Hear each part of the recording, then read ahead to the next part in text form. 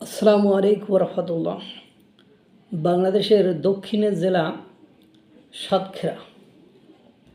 সাতক্ষীরায় গতকালকে রাতে 5টি মন্দিরে তালা ভেঙে চুরি হয়েছে।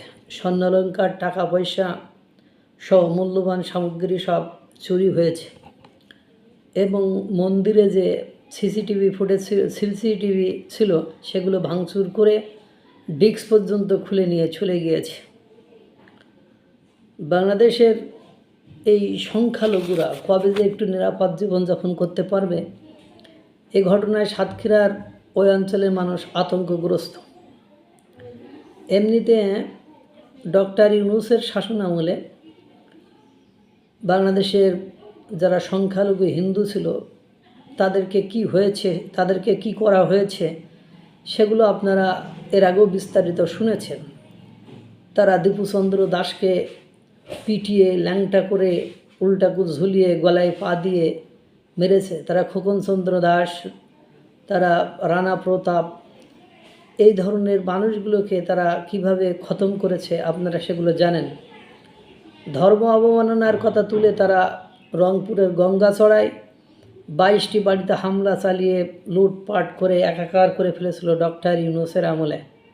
কোনো প্রতিকার হয়নি। মাইকে ঘোষণা দিয়ে তাও এই কর্মকাণ্ড করেছিল। এরপরে চট্টগ্রামে বাড়িতে আগুন লাগিয়ে দিয়েছে, সেটা আপনারা জানেন।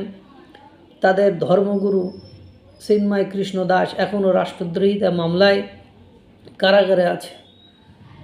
তারা ভেবেছিল যে বিএনপিকে ক্ষমতায় নিয়ে আসতে পারলে তারা কিছুটা সিকিউর ফিল করবে, নিরাপত্তা বোধ করবে। সেজন্য তারা একচেটিয়া স্বাধীনতা, সার্বভৌমত্ব, সংবিধান রক্ষার্থে তারা বিএনপিকে ভোট দিয়েছিল।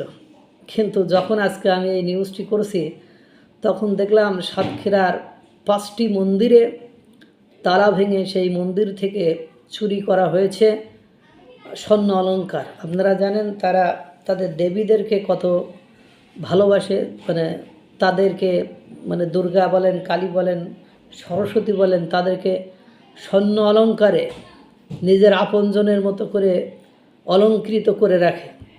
তাদের সেই অবস্থা দেখে সেই জন্য তাদের স্বর্ণের টিপ, স্বর্ণের বালা, অনেক জায়গায় স্বর্ণের চেন, এগুলো তারা তাদের দেবদেবীকে পরিধান করান। সেগুলো চুরি হয়ে গেছে এবং তাদের মন্দিরে দান বাক্স, আমাদের যেমন মুসলমানদের মসজিদে দান বাক্স থাকে, ওরম দান বাক্স থাকে। সেই জায়গা থেকে সে দান বাক্স ভেঙে টাকা চুরি করে নিয়ে গিয়েছে। এখন ওই অঞ্চলের মানুষ অনেকটা আতঙ্কগ্রস্ত। কী করবে, তাদের মন্দিরেরই নিরাপত্তা নেই। এটা যদি দেখতেন যে কোনো মসজিদে এই ধরনের ঘটনা ঘটতো আর সেটা কোন পর্যায়ে চলে যাইতো। কিন্তু দুর্ভাগ্য হলো সত্য যে তাদের অধিকার নিয়ে বাংলাদেশের কাজ করার মতো লোকজনের অভাব আগে ছিল।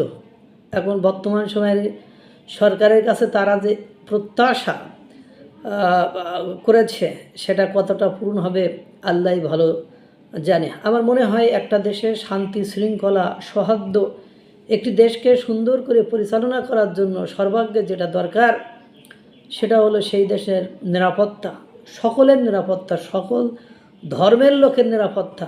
এখন এই ধরনের সংখ্যালঘুদের উপর যদি নির্যাতন হয় বা এই ধরনের চুরি ছাফলামি যদি তাদের মন্দির মসজিদে হয়, আবার কুমিল্লায় দেখলাম বিস্ফোরণে মন্দিরে আগুন লেগে গিয়েছে।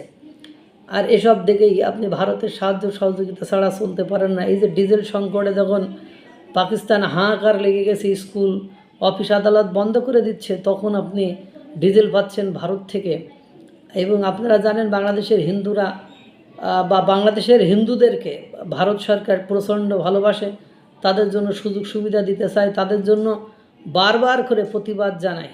কিন্তু ডক্টর ইউনূস সরকার তো এগুলো নলেজে নাই। তার কারণ সে ছিল অন্তর্বর্তীকালীন সরকার, তার দেশ থাকুক আর ধ্বংস হয়ে যাক তাতে তার মাথা ব্যথা নেই। একটা নির্দিষ্ট সার্টেন পিরিয়ডের পরে সে চলে যাবে, এই জন্য তার হেডেক ছিল না। কিন্তু তারেক রহমান, আপনি নির্বাচিত প্রধানমন্ত্রী, মাননীয় প্রধানমন্ত্রী, এখন আপনার আমলে যদি আপনাকে যারা একচেটিয়া ভোট দিয়েছে তাদের অবস্থা এই হয়, বা তাদের মন্দিরগুলো এভাবে অরক্ষিত থাকে, কুমিল্লায় মন্দিরে আগুন, সাতক্ষীরায় 5টি মন্দিরে আপনার চুরি, এরপরে তাদের ধর্মগুরু চিন্ময় কৃষ্ণ দাস কারাগারে, এগুলো কিন্তু খুব বেশি পজিটিভ হবে বলে আমার মনে হয় না। আর সব ধর্মের মানুষ যাতে শান্তিতে বসবাস করে সেই দিকে সুদৃষ্টি দেওয়ার বিশেষ অনুরোধ রইল। আল্লাহ তাআলা সকলকে ভালো রাখুক, সুস্থ রাখুক। আসসালামু আলাইকুম ওয়া রাহমাতুল্লাহ।